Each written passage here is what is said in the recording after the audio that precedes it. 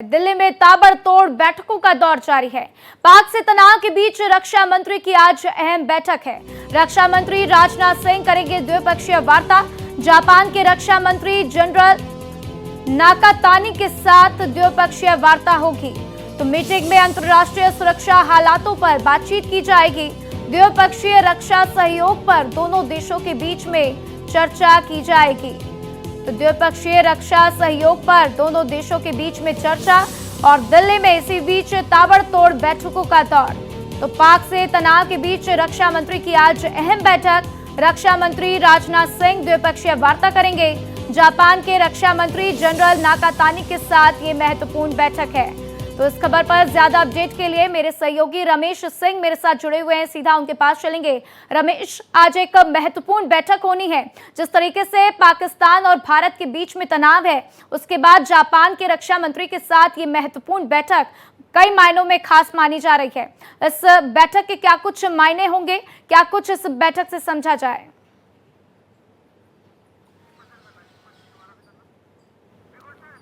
रमेश, जिस तरीके से पाकिस्तान और भारत के बीच में तनाव बना हुआ है, उसके बाद भारत की जापान के साथ एक महत्वपूर्ण बैठक होने जा रही है। इस बैठक को किस तरीके से समझें? देखिए, पूरा विश्व जो है भारत के साथ है, पूरा विश्व आतंकवाद के खिलाफ है, तो कहीं ना कहीं जापान भी भारत के साथ है। और लगातार आप देखिए, चाहे अमेरिका हो, चाहे फ्रांस हो, इजराइल हो, ये सब जो बड़े देश हैं वो कहीं ना कहीं भारत के हर तरह से समर्थन करने को तैयार हैं। और भारत भी, ये जिस तरह से लड़ाई है, आप देखिए कि सिंधु जल समझौता रद्द होने के बाद कल चिनाब नदी का पानी बंद कर दिया गया। अब झेलम के बंद करने की कार्रवाई चल रही है। तो कहीं ना कहीं आतंकवाद से लड़ने के लिए भारत हर मोर्चे पर लड़ाई लड़ रहा है। आप देखिए कि 22 तारीख की घटना है और अभी तक जो सूचना है वो है कि जो आतंकवादी हैं वो दक्षिणी कश्मीर में कहीं छुपे हुए हैं, क्योंकि वो जंगली इलाका है और लगातार वहाँ की जनता का उनको समर्थन मिलता रहता है, जिससे कि आप वहाँ तमाम स्लीपर सेल हैं जो उनको मदद करते हैं। और उसी का नतीजा था। अभी एक और जानकारी आई है कि उनमें आतंकवादियों में एक आतंकवादी के जो सर कैप लगाया था उसमें कैमरा लगा था, तो वो पूरे घटना की रिकॉर्डिंग कर रहे थे। और वो जो उनके आका पाकिस्तान में बैठे हुए हैं, जैसा कि मूसा का नाम आ रहा है कि उसने पूरा ऑपरेट किया, वो 4 दिन पहले से कह रहा था कि कश्मीर को हम एक हमला करेंगे। कश्मीर में 370 हटाया गया और पाकिस्तान ने उसका करारा जवाब नहीं दिया। अब हम उसका करारा जवाब देंगे। आप देखिए, धारा 370 हटाए जाने के बाद लगातार शांति बनी हुई थी कश्मीर घाटी में, पर इस घटना के बाद वहाँ पे फिर एक बार आतंकवाद का जो क्रूर चेहरा दिखाई दे रहा है उसको भारत सरकार खत्म करना चाहती है। और इसी का नतीजा है कि अब लगातार हर मोर्चे पे भारत पाकिस्तान को, चाहे रास्ते हों, चाहे आयात हो, चाहे आप देखिए हवाई हो, तमाम रास्ते बंद हो रहे हैं, जिससे कि पाकिस्तान को आर्थिक नुकसान हो रहा है। और साथ साथ रमेश, देखिए ये सारी बातें तो ठीक हैं, लेकिन जापान के रक्षा मंत्री के साथ बातचीत, उसके कई अहम मायने हैं। अगर भारत जापान के साथ बैठकर बैठक करेगा, बातचीत करेगा, सभी जानते हैं कि जापान की टेक्नोलॉजी कितनी विस्तृत है, जापान नए नए तकनीकों का इस्तेमाल करता है। ऐसे में जापान के साथ बातचीत ये कितनी महत्वपूर्ण हो जाती है, इस पर थोड़ा जोर दीजिएगा रमेश।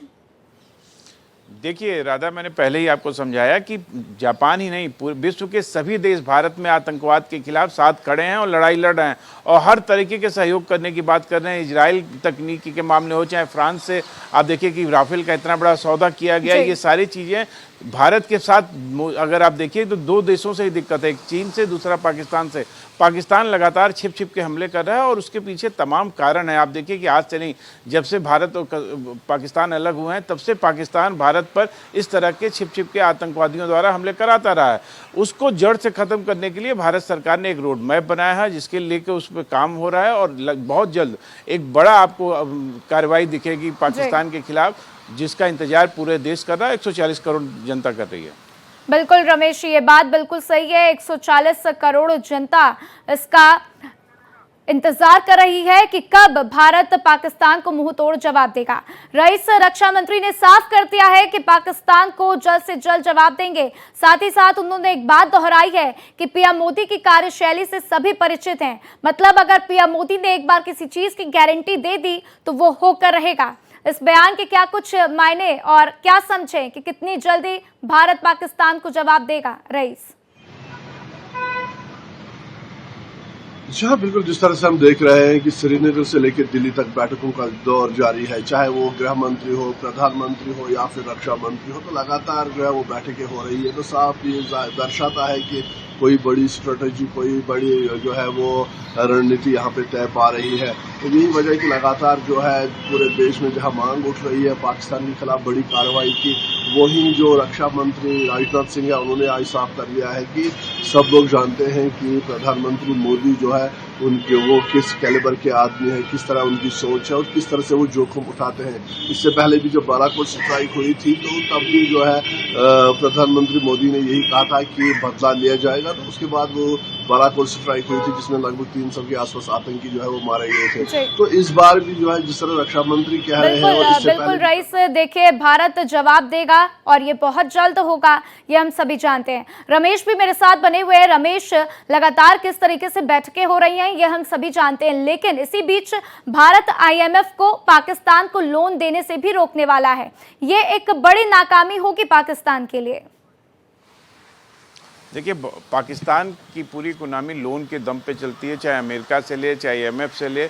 ये लगातार ये कोशिश रहती है कि विदेश की पाकिस्तान में जो जिस तरह से गरीबी है, जिस तरह से आपने कई बार देखा होगा कि किस तरह से अनाज के ट्रक वहाँ की जनता जिस तरह से लूटती है, जिस तरह से रोटी के लिए वहाँ लोग परेशान हैं, जिस तरह से वहाँ गरीबी है, भुखमरी है, उसमें कहीं ना कहीं विदेशी सहयोग जरूरी है। पर जो विदेशी सहयोग मिलता है वो पाकिस्तान आतंकवाद को फैलाने में करता है और भारत के खिलाफ गतिविधियां करने में करता है। इसको लेके कहीं ना कहीं भारत सरकार चाहती है कि वो पैसा जो सहयोग राशि के रूप में मिलता है और वो भारत में आतंकवाद फैलाने पे खर्च होता है, उसको रोका जाए, उसकी कोशिश बिल्कुल रमेश, और देखिए ये बहुत जरूरी भी है क्योंकि जिस तरीके से पाकिस्तान IMF की मदद लेता है वो कहीं ना कहीं पूरा पैसा आतंकवाद में ही इन्वेस्ट कर देता है। आप दोनों का मेरे साथ जानकारी साझा करने के लिए बहुत बहुत शुक्रिया।